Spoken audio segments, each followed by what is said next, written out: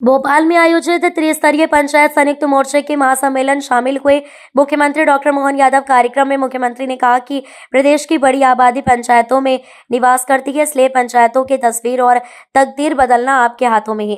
त्रिस्तरीय शासन प्रणाली में पंचायत का काफी महत्व है। सरपंच के पास काफी अधिकार है। विकास के काम आपके माध्यम से होते हैं। योजनाओं का आधार पंचायतें होती हैं। एक सरपंच जो अपने गाँव के लिए कर सकता है वो कोई नहीं कर सकता है। कार्यक्रम के शुरू होने पर सबसे पहले मुख्यमंत्री डॉक्टर मोहन यादव ने दिल्ली बम धमाकों में दिव्यांगतों की स्मृति में 2 मिनट का मौन रखा। सीएम ने कहा कि हमें अपने देश के प्रधानमंत्री नरेंद्र मोदी और गृह मंत्री अमित शाह पर भरोसा है। जब लाल सलाम को आखिरी सलाम हो रहा है तो ये भी बचेंगे नहीं, जो भी होंगे ठिकाने लगेंगे। मुख्यमंत्री डॉक्टर मोहन यादव ने कहा कि हर गांव के अंदर शांति धाम के लिए जो भी राशि चाहिए होगी वह हम देंगे। मुख्यमंत्री ने प्रत्येक पंचायत के लिए 50,000 रुपए देने की घोषणा की। सीएम ने कहा कि वर्ष 2026 को हम कृषि आधारित उद्योग के रूप में घोषित करेंगे। कृषि आधारित उद्योग को बढ़ावा दिया जाएगा। हमारी सरकार बनने के बाद हमने मेडिकल कॉलेज भी बहुत तेज गति से खोले और एग्रीकल्चर कॉलेज भी खोले। कार्यक्रम में पंचायत और ग्रामीण विकास मंत्री प्रहलाद पटेल भी शामिल हुए। तो ये बड़ा पवित्र काम है। हमारे अपने गांव के अंदर सब कुछ है और आखिरी में जो शांति धाम की एक आवश्यकता होती है, इसमें कोई अमर नहीं है। जो आया सब जाने वाला है, लेकिन आने और जाने वाले क्रम में आप देखते हो जो गांव के पंचायत के अंदर इस कठिनाई का आपने समाधान अगर निकाल दिया तो पूरे गांव के लिए और गांव वालों की निगाह में आपका एक अलग प्रकार का मान सम्मान बन जाता है। पंचायत को एक अलग निगाह से देखते हैं। कई सारे लोग जिनको रोजमर्रा काम नहीं पड़ता, लेकिन ऐसे कामों को लेकर एक अलग आनंद आता है। हमारी सरकार रोजगार आधारित भी बहुत काम कर रही है, इसलिए रोजगारों को लेकर भी हम बहुत गंभीर है।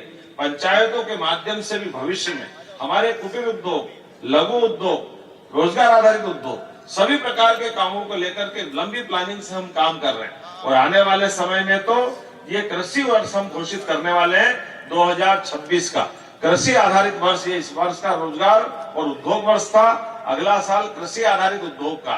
तो आपकी पंचायतों के अंदर भी कृषि आधारित उद्योग कैसे लगे, उनमें लोगों को रोजगार कैसे मिले। और ये कई बार वैसे तो अधिकांश जगह हमने चिन्हित की है, लेकिन फिर भी कई बार हमारी फसलों को लेकर के, खासकर सब्जी और इस टाइप की फसल जो नुकसान में जाती है, वो सारे उद्योग लगाने के लिए सरकार के माध्यम से, आपके माध्यम से हम वो उद्योग भी लगाने वाले हैं कि टमाटर ज्यादा हो गया तो टमाटर फेंकने की जरूरत क्यों पड़ना चाहिए, टमाटर का पाउडर बन जाएगा। प्याज, लहसुन, आलू, ऐसे कई प्रकार के अलग अलग फसलें। तो सभी क्षेत्रों में जितना अच्छा हो सकता है सरकार के माध्यम से प्रत्येक क्षेत्र में आगे बढ़ रहे हैं। इसी प्रकार से स्कूल कॉलेज, और स्कूल कॉलेज में नहीं, आप तो अंदाज लगा लो, हमारी सरकार बनने के बाद हमने मेडिकल कॉलेज भी बहुत तेज गति से खोले और एग्रीकल्चर कॉलेज भी बहुत तेज गति से खोले। विकास के लिए शिक्षा और चिकित्सा, इस दोनों तरह से। और शिक्षा भी कौन सी, हार्टिकल्चर, एग्रीकल्चर, फ्लोरिकल्चर, इसके माध्यम से रोजगार की बड़ी संभावना है। अब हमारे अपने विकास के इस क्रम में लंबे समय तक चलने के लिए जब आज आपसे बात कर रहे हैं तो आखिरी बात तो नहीं है, लेकिन त्योहार तो खूब आनंद से मनना चाहिए। मनना चाहिए कि नहीं मनना चाहिए? तो जहां जहां हमने ये भी आप भी जरा माननीय मंत्री जी के माध्यम से मंगा लेना, हमारे भगवान राम के, भगवान कृष्ण के या धार्मिक महत्व के ऐसे कौन कौन से स्थान है जो चिन्हित होने से बचे, उनको भी तीर्थ हमारी सरकार बनाने जा रही है। जोरदार अभिनंदन करें। वो स्थान भी आप बताना। ऐसे प्रत्येक स्थान को हमने अपने राज्य की भौगोलिक सीमाओं के अंदर, भगवान राम अगर अयोध्या से चित्रकूट आए और चित्रकूट से बाद में आगे बढ़े तो किन किन मार्ग से आए और गए होंगे, प्रत्येक स्थान देवस्थान की तरह, वो तीर्थ की तरह विकसित होना चाहिए। ऐसे ही मथुरा वाले, अलीगढ़ वाले बैठे राष्ट्रीय अध्यक्ष जी, जोरदार ताली बजाओ। हमने इनके गोपाल कृष्ण कन्हैया के लिए भी योजना बनाई।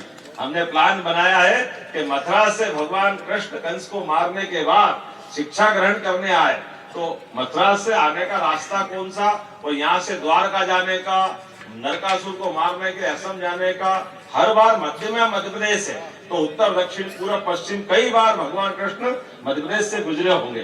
तो जिस जिस मार्ग से गुजरे और वहां की कोई लीलाएं जुड़ी है, प्रत्येक स्थान को तीर्थ बनाने का काम हमारी सरकार के माध्यम से होगा। मैं आप सबको बधाई देना चाहूंगा। ये आपके लिए भी है, क्योंकि पंचायत की नीचे तक की प्रणाली इतनी अच्छी है।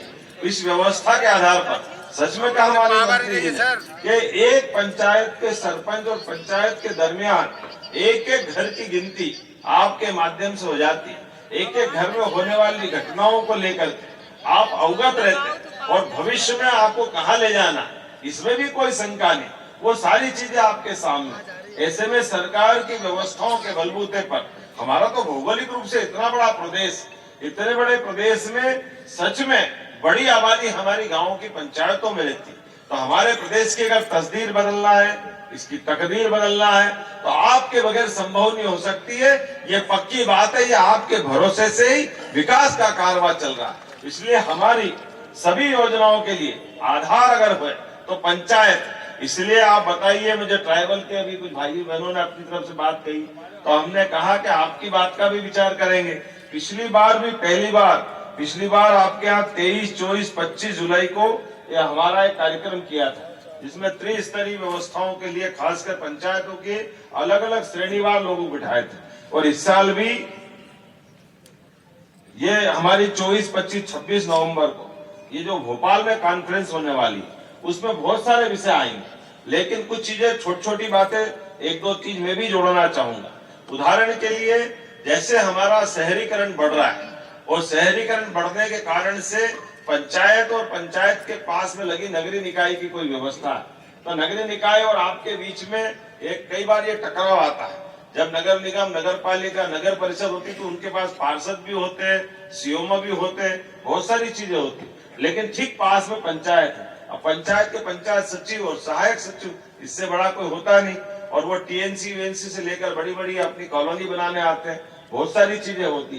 तो ऐसा कोई समाधान निकले कि हमारी पंचायत भी जिंदा रहे और वो विकास का काम भी बंद नहीं हो, इसका मैकेनिज्म बनाने की जरूरत है। इसके आधार पर भी हम अपने बड़े शहरों के साथ, लेकिन जो पंचायतें ऑटोनोमस है, जिन पंचायतों को अपने काम करना है, तो मैं आज ये भी देखता हूँ विदिशा में उदाहरण बना कि हमारी आवासीय व्यवस्था में पंचायत भी अपना रोल अदा करे कि आपकी खुद की प्लानिंग से अपना नया गांव बसे, क्या परेशानी उसमें, उन कामों को भी किया जा सकता है, लेकिन विभाग के दरमियान उसको कैसे करें ताकि कठिनाई नहीं आए। जैसे बीच बीच में कोई ने खड़े होकर बोला ना कि कार्रवाई हो जाती है, एफआईआर हो जाती है, ये जो कठिनाई है मैं मान के चलता हूँ, ये पक्की बात आपको गारंटी दे सकता हूँ। अच्छा काम करो, सच्चा काम करो, सरकार आपके साथ आने वाली, कोई कठिनाई आपको नहीं आने वाली है, ये पक्की बात। मैंने वो फैसला किया और 25 लाख तक का अधिकार सरपंच को दिया। इतने में मैंने एक मॉडल, मैं चूंकि ग्रामीण विकास मंत्रालय की समिति में भारत सरकार में लंबे समय रहा हूं, तो मैं देश के सभी राज्यों में गया हूं कमेटी में, तो मैं हमेशा ये मानता था कि सरपंच से, पंचायत से बेहतर कोई रिकॉर्ड रूम हिंदुस्तान में किसी संस्था के पास नहीं हो सकता। तो उसका कारण ही आप समझ लीजिए, आप एक एक व्यक्ति को जानते हैं, उसके बच्चों तक को जानते हैं, कौन कब से रह रहा है इसको जानते हैं, और जितनी चीजें हैं, लेकिन हम पलटकर ये नहीं देखते कि हमारे पुरखों का इतिहास क्या है। पंचायत का मतलब है कि पूरा इतिहास वहां पर होना। कोई खिलाड़ी होगा तो आपको पता है, कोई नर्मदा परिक्रमा में जाना है तो बिना आपके सर्टिफिकेट के जा नहीं सकता। ऐसी कोई गतिविधि नहीं है जो पंचायत की जानकारी के बगैर हो। लेकिन मैं आपसे पूछता हूं, क्या आपके पास रिकॉर्ड रूम थे? क्या आपके पास में रिकॉर्ड संग्रहित करने की जगह है या व्यक्ति है? क्या आपने कोशिश की? आप महाराष्ट्र जाइए, आपको वहां पर राजस्व के रिकॉर्ड से लेकर सब कुछ मिलेगा। आपके पास में पहले राजस्व के अधिकार दिए गए थे, नामांतरण थे, क्यों वापस लिए? इसका जवाब आपके पास नहीं है। इसका जवाब यही है कि हमने कभी दस्तावेजों को संभाल के नहीं रखा। यदि आपके खिलाफ कोई अपील लेकर जाएगा तो वो कागज किसके दरवाजे पर जाएगा, और आपका एक अच्छा खासा अधिकार नामांतरण का वापस हो गया।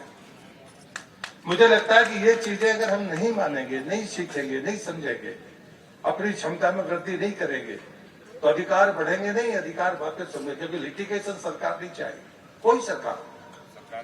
और इसलिए मुझे लगता है कि पहला कदम मेरा था कि रिकॉर्ड रूम होना। दूसरा, अगर आपको उसको बनाना है तो आने वाले 25-50 साल की कल्पना के साथ बनाना पड़ेगा। आपका कोई भी ग्रामीण भवन, वो चाहे कोई भी इंजीनियर हो, आरईएस का हो, चाहे जो भी हो, बनाते आप हैं, लेकिन 2 मंजिला वो क्यों नहीं बन सकता? कभी भी कोई भवन 2 मंजिला नहीं है, बनाओगे और 20-25 साल 30 साल बाद जब भी वो डिसमेंटल करना है, डिसमेंटल करोगे। हमारे पास में पुराने भवनों को दुरुस्त करने का कोई रास्ता नहीं। हमने सरकार ने भी ये तय किया कि एक बार पंचायत अपना विकास का प्लान बना कर दे।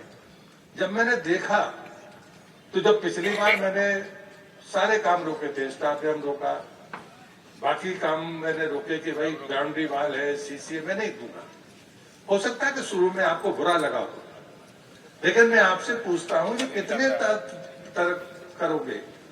20 काम आपको अनुमति है, तो एक समस्या इसमें भी आई है, जो समस्या आपने मुझे दी है।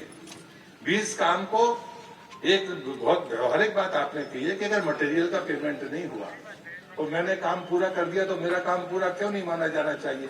मैं मंच से घोषणा करता हूं, अगर हमारी तरफ से वित्तीय व्यवस्था नहीं बन पाई और आपने काम पूरा किया है, तो आपको 21 में काम की परमिशन मिलेगी, कोई रोक नहीं सकता।